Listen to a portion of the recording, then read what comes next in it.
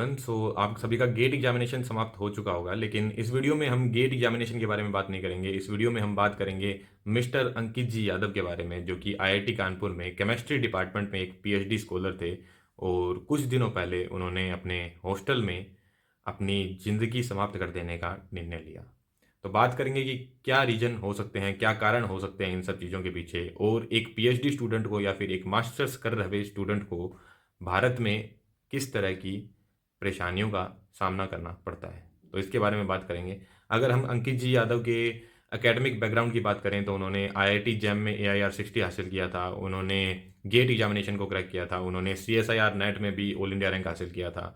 इतना सब academic background होने के बाद उन्होंने आईआईटी दिल्ली से अपना केमिस्ट्री डिपार्टमेंट में मास्टर्स पूरा किया। उसके बाद उन्होंने 2024 में आईआईटी कानपुर में पीएचडी के लिए एडमिशन लिया। तो वो वहाँ अपना पीएचडी परस्यू कर रहे थे। जब जब अंकित जी यादव के पेरेंट्स से बातचीत की गई तो उन्होंने बताया कि उन पे इतना एकेडमिक प्रेशर डाला जाता था कि उन्हें सुबह 8 बजे लैब में बुलाया जाता था और रात को उन्हें 9 बजे छोड़ा जाता था। अब अगर आपको जानकारी ना हो तो मैं बता देता हूँ कि पीएचडी, फाइनल पीएचडी आपकी कंप्लीट होना आपके गाइड पे बहुत डिपेंड करती है। अगर आपका गाइड आपसे सेटिस्फाइड नहीं है तो वो आपकी डिग्री रोक सकता है।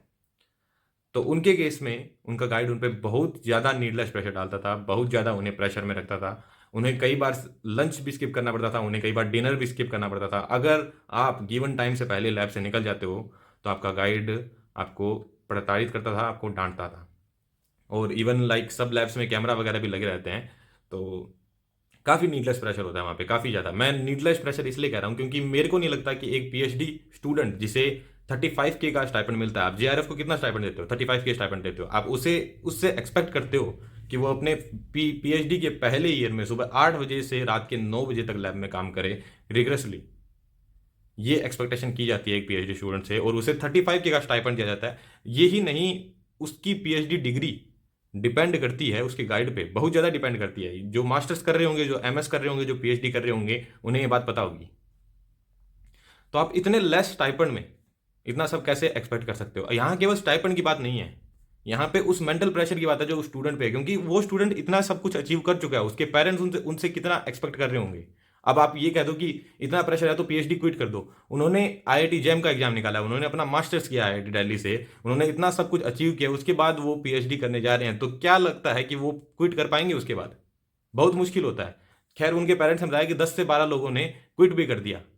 जो उस गाइड के अंडर काम कर रहे थे, 10 से 12 लोग, उन्होंने ऑलरेडी उनके अंडर से पीएचडी क्विट कर दिया था। कुछ एमएस स्टूडेंट थे और कुछ पीएचडी के स्टूडेंट थे, उन्होंने ऑलरेडी क्विट कर दिया था। तो लेकिन ये सब लिबर्टी हर स्टूडेंट के पास नहीं होती, सभी नहीं कर सकते, सभी इतने फाइनेंशियली स्टेबल नहीं होते कि जो अपना पीएचडी चल रहा है उसे छोड़ के आप बीच में कुछ और करने लगो। ठीक है, क्योंकि फीस भी अपने आईआईटीज की और अपने गवर्नमेंट कॉलेज की इतनी कम नहीं है। तो अगर आपने इतना फीस पे कर दिया है, उसके अलावा आप इतना स्टाइपेंड देते हो, उसके अलावा कैंटीन का खर्चा, मैस का खर्चा, अपना रहने खाने पीने का खर्चा सब खुद ही सहन करना पड़ता है। और उसके बाद आप कहते हो कि हमें इंडिया में रिसर्च के लिए जाना चाहिए। तो क्या कौन स्टूडेंट इतना सब पढ़ने के बाद इंडिया में रिसर्च करना चाहेगा? और केवल ये एक अंकित जी यादव का केस नहीं है, ऐसे बहुत सारे केसेस हैं, बहुत से केसेस ऐसे आते हैं।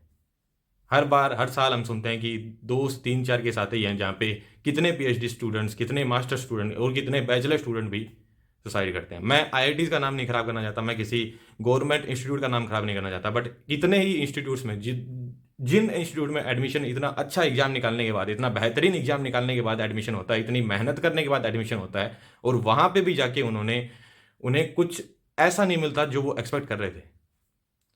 मैं सोच भी नहीं सकता कि एक कोई 8 बजे जा रहे हैं और रात को 9 बजे लैब से बाहर आ रहे हैं और उन पे इतना मेंटल प्रेशर होगा कि वो किस तरह का मेंटल प्रेशर सहन कर रहे होंगे। सारे आईआईटी प्रोफेसर, सारे आईआईटी प्रोफेसर नहीं बोलना चाहिए मुझे, कई लोग, हम लोग भी कॉरपोरेट्स को भला बुरा बोलते हैं, लेकिन कोई कॉरपोरेट ऐसा नहीं होगा जो सुबह 8 बजे बुलाएगा, रात को 9 बजे छोड़ेगा और आपको 35K का स्टाइपेंड देगा। कोई भी कॉरपोरेट ऐसा नहीं होगा। हम लो से लो कॉरपोरेट की बात करते हैं जो आपको 3.6 लाख का सीटीसी देते हैं। खैर, वो आपको मंथली 35K से कम अमाउंट देंगे, बट इतना हार्डवर्क आपसे एक्सपेक्ट नहीं करेंगे वो। अब मैं ये नहीं कह रहा कि आईआईटी का रिसर्च और कॉर्पोरेट में काम करना इक्वल है, नहीं, मैं ये नहीं कह रहा। अगर आपको लगता है कि आईआईटी में रिसर्च बहुत बढ़िया है, वहाँ पे बहुत एफर्ट लगता है, तो उसके हिसाब से उन्हें स्टाइपेंड भी तो दो, और इतना तो उन पे मेंटल प्रेशर मत डालो कि एक गाइड या फिर वहाँ के प्रोफेसर उनका करियर डिसाइड करे। ये ठीक है कि उनका करियर डिसाइड होता है उन सब चीज़ों से, लेकिन थोड़ा तो रिलक्टेंट रहो उनके ऊपर। ये बहुत से स्टूडेंट्स के साथ देखा है मैंने कि हमारे गाइड बड़े हम पे ध्यान नहीं देते या फिर बड़े खड़ूस हैं। ये वर्ड यूज़ नहीं करना चाहिए, अच्छा नहीं लगता ये वर्ड, लेकिन होता है ऐसा। और to be very honest and I am really sorry to say that, कई प्रोफेसर्स को ऐसा लगता है कि अगर हम स्ट्रिक्ट रहेंगे तो हम कूल लगेंगे। ये लगता है आपके, अगर आप कहीं मास्टर्स कर रहे हैं, अगर आप कहीं पीएचडी कर रहे हैं, तो आप मेरी बात से रिलेट कर पाएंगे। कई प्रोफेसर ऐसा बिहेव करते हैं, मैंने खुद बीटेक किया है, मेरे कॉलेज में भी ऐसे प्रोफेसर थे जो नीडलेसली स्ट्रिक्ट रहते हैं। उनको लगता है कि अगर हम ऐसा रहेंगे तो हम स्टूडेंट्स में अलग ही दिखेंगे। और आप इस बात को रिलेट कर पा रहे होंगे, अगर आप एक प्रोफेसर हैं तो आपके साथ वाले प्रोफेसर भी ऐसा कुछ होंगे, और उनका खुद का एकेडमिक बैकग्राउंड इतना कुछ अच्छा नहीं होता, उनके खुद के इतने अचीवमेंट इतने अच्छे नहीं होते। बस उनको केवल स्ट्रिक्ट दिखना है, नीडलेसली स्ट्रिक्ट दिखना है, नीडलेस प्रेशर डालना है स्टूडेंट पे, सो दैट उनको लगे कि ये प्रोफेसर तो कुछ अलग ही है।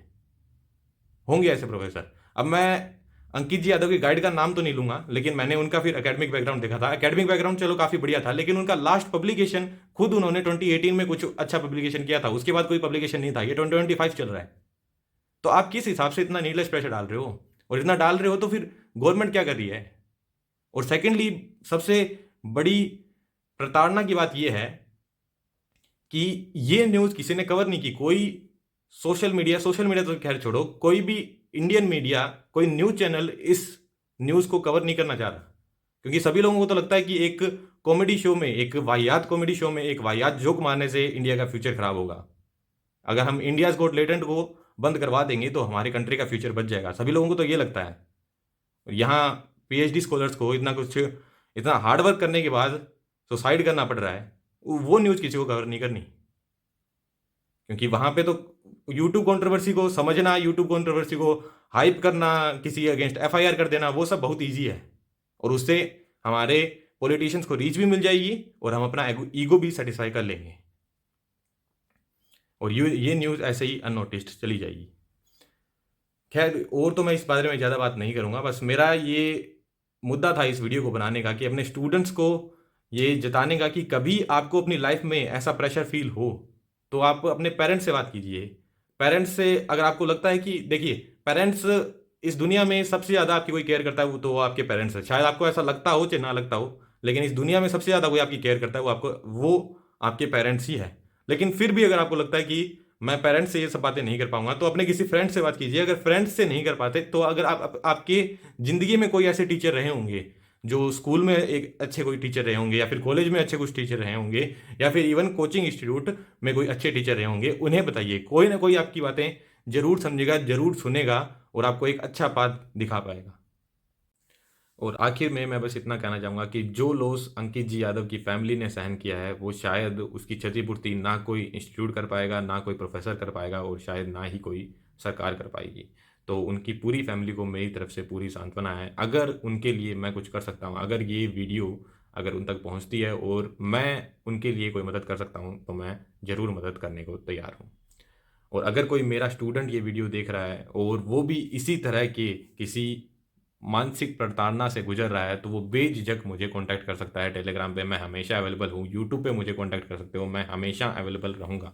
क्योंकि मेरे अंडर मैंने सैकड़ों बीटेक स्टूडेंट को, एमटेक स्टूडेंट्स को मास्टर्स करते हुए देखा है, कॉर्पोरेट में काम करते हुए देखा है, उनके प्लेसमेंट सीजन देखे हैं मैंने देखा है कि वो किस तरह की मानसिक प्रताड़ना से गुजरते हैं, किस तरह के मेंटल प्रेशर से गुजरते हैं। तो अगर आपको लगता है कि कोई और आपकी ज़िंदगी में आपको नहीं समझ पाएगा, तो I will be there for you, and certainly I will be understanding your mental condition for sure. So you can any day contact me rather than taking these kind of decisions. With that, I would like to end the video. Thank you.